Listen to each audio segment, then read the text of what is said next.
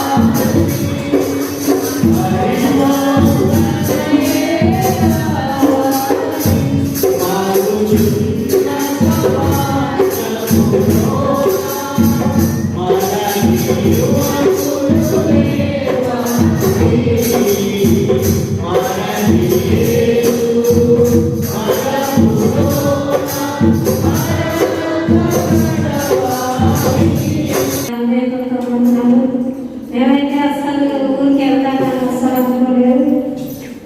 క్రిస్మస్కి 2 సంవత్సరాలు ఎంజాయ్ చేసినాము. ఎప్పుడన్నా పోవాలంటే చాలా ఇబ్బందులు, ఇబ్బందులు వస్తాయి, ఇబ్బందులు ఇట్లనే అనుకునేవాళ్ళం. కానీ సార్ అస్సలు అనుకున్నాం. సార్ కూడా చెప్తే పోతున్నాం సార్ అస్సలు అని అంటున్నారు. దేశితమైతే ఎట్లా అంటారు కానీ మంచిగా అక్కడ పండుగ బాగా చేసుకున్నాం, వచ్చినాం.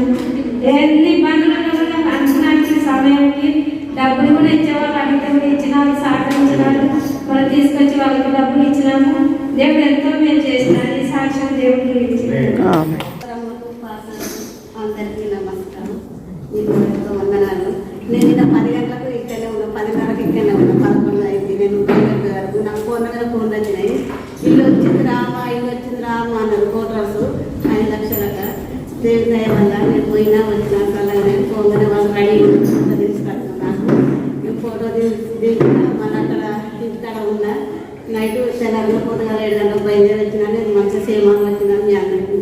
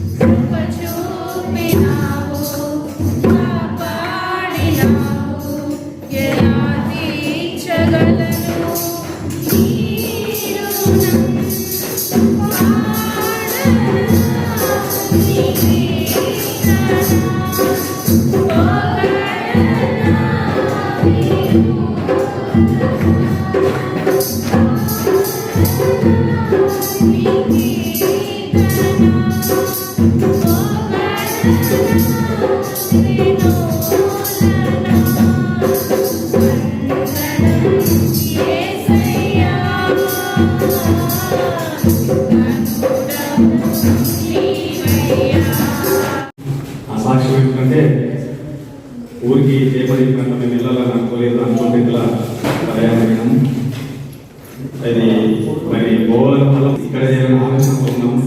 అయినప్పటికైనా పెద్దోళ్ళు దేహం మరి పోవాలనుకుని అదేవిధంగా ఊళ్ళో ఉన్న జిల్లా పరిషత్ చైర్మన్ కూడా గడిచిన 20 దినాల నుంచి ఫోన్ చేస్తున్నాము. ఖచ్చితంగా మరి పండగైతే ప్రతిసారి అక్కడనే ఉన్నాము. కంపల్సరీగా ఈసారి మాత్రం ఊళ్ళో చేయాలని ఎన్నోసార్లు శాస్త్ర విక్రమకైనా మన ఎందుకైనా అయినా కానీ మరి ఎందుకు దేవుడు మరి తీసుకెళ్ళాడు. దేవుడికి ఎంతో రుణస్థిరమని మరి చక్కగా గ్రామంలో వెళ్ళి సంఘస్థులకు అందరూ కూడి మరి సంతోషంగా పండుగ చేస్తున్నందుకు దేవుని తరఫున వందనాలు చెల్లిస్తున్నాను.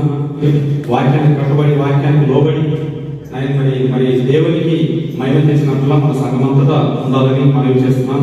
వాళ్ళు ప్రేమించి మాకు మంచి ఆహార పదార్థాలను వస్త్రాలను కూడా ఇచ్చారు. కొంతమంది బట్టలు కూడా తీసుకొచ్చారు మాకు. మరి ఇంటికి ఆహ్వానించినందుకు అందరికీ కూడా వందనాలు. మీరు చేసిన ఖర్చులు అనేక రెట్లు మళ్ళీ మీకు తిరిగి అనుగ్రహించి స్త్రీల కొడుకులో కాంపిటీషన్ ఉందని చెప్పాను కదా లాస్ట్ వీక్.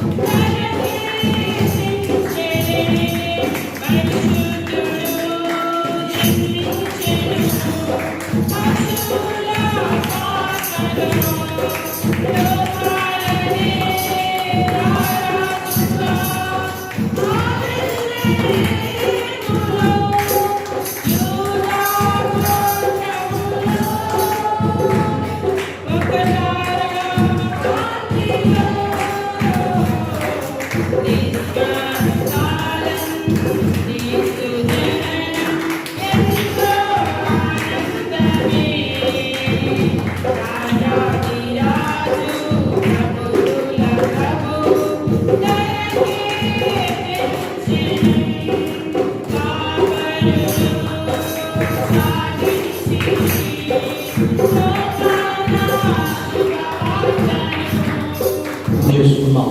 హల్లెలూయా. మోషే ఐగుప్తులో పుట్టి పెరిగాడు.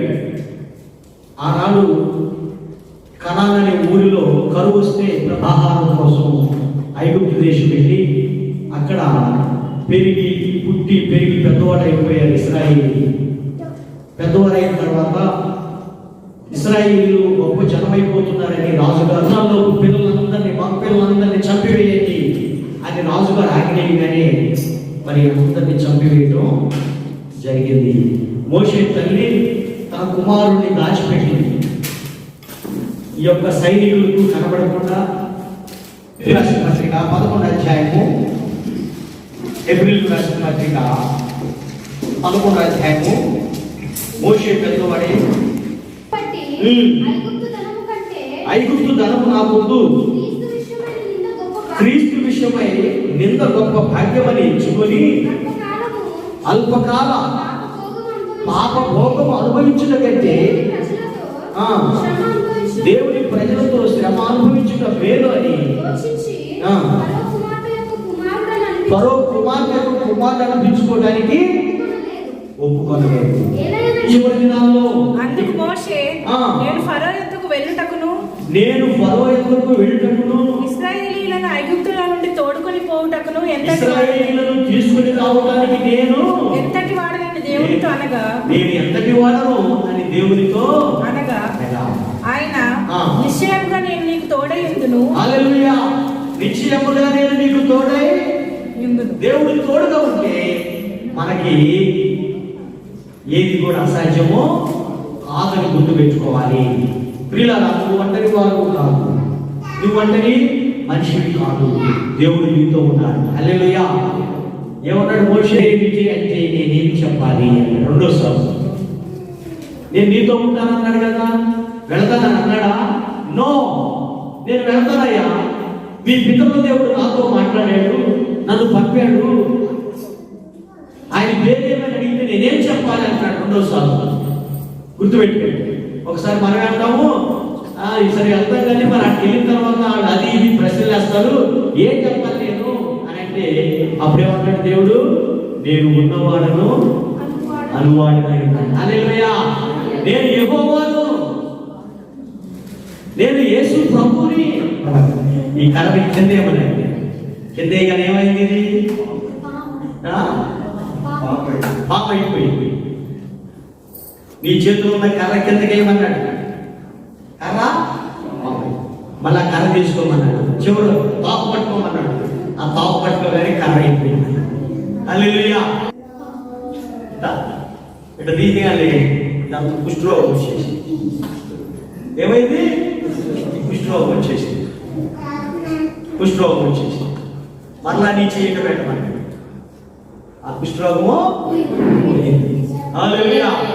ఇంకా నువ్వు నమ్మకపోతే నువ్వేం చేస్తావంటే ఆ చెరువులో నీళ్లు తీసి పొడి నేల మీద జల్లన్నాడు. చెరువులో నీళ్లు తీసి పొడి నేల మీద జరిగితే అవన్నీ ఏమైపోయి ఆ నీళ్ళన్నీ రక్తం అయిపోయి. ఇవి నేను నీతో ఉండి అద్భుత కార్యాలు చేస్తాను, నువ్వు భయపడుతూ నువ్వు తప్పకుండా వెళ్ళు అని అంటే 3 సార్లు అయిపోయి ఇప్పుడు మరి 4వ సార్లు అంటాడు. 4వ సార్లు ఏంటంటే వాళ్ళు నమ్మరంటే 4వది నేను మంచిగా మాట్లాడలేనయ్యా, నన్ను ఎందుకు పంపుతావు? బాగా మాట్లాడేవాళ్ళు పంపమంటాడు.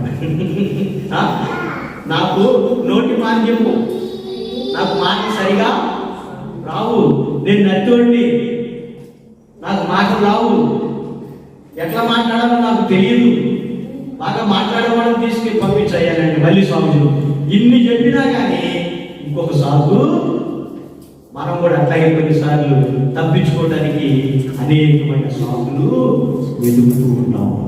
చెవిటి వారిని కలుగు చేసింది, మూగవారిని మీరందరినీ కలుగు చేసింది నేనే కదా అని అంటున్నాడు. హల్లెలూయా. నువ్వేం మాట్లాడతావు అక్కడికి వెళ్ళిన తర్వాత నేనే నీకు బోధించను. నేనంత గొప్ప మనిషిని కాదు, నన్నెందుకు పంపుతావు, ఇంకెవరన్నా పంపు అంటాడు. చూడండి మళ్ళీ అప్పుడెవడాడు? అందుకతడు అయ్యో ప్రభువా, నీవు పంపవలసిన వారిని పంపు.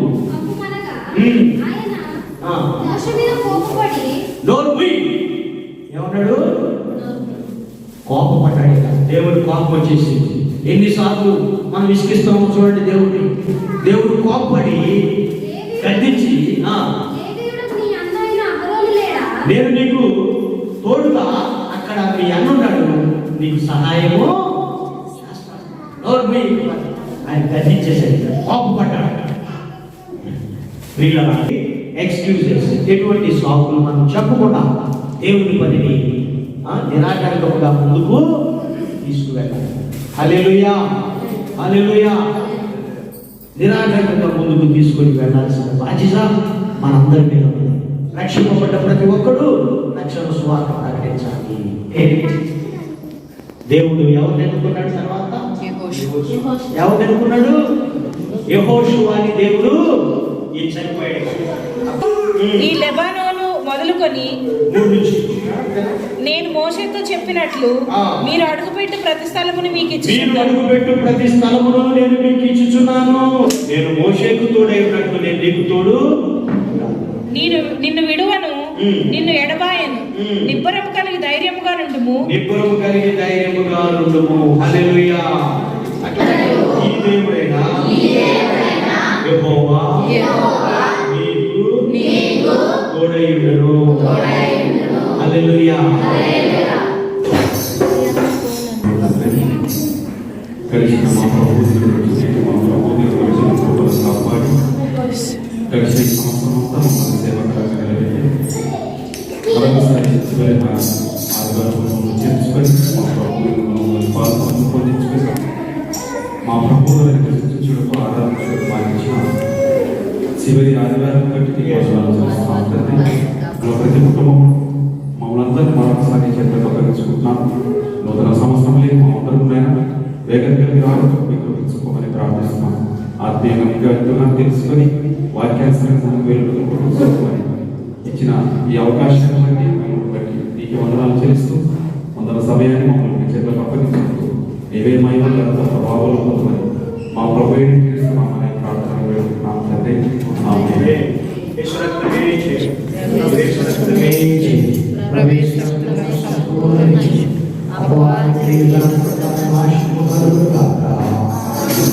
తండ్రి కుమారుడు పరిశుద్ధాత్మ ఈ ఏకదేవుని సంరక్షణ స్వాగత సంపద మెండుగా మనకు ప్రభుత్వ విశ్వాసం సకల పరిశుద్ధులకు తోడుగా ఉండి కాచి కాపాడును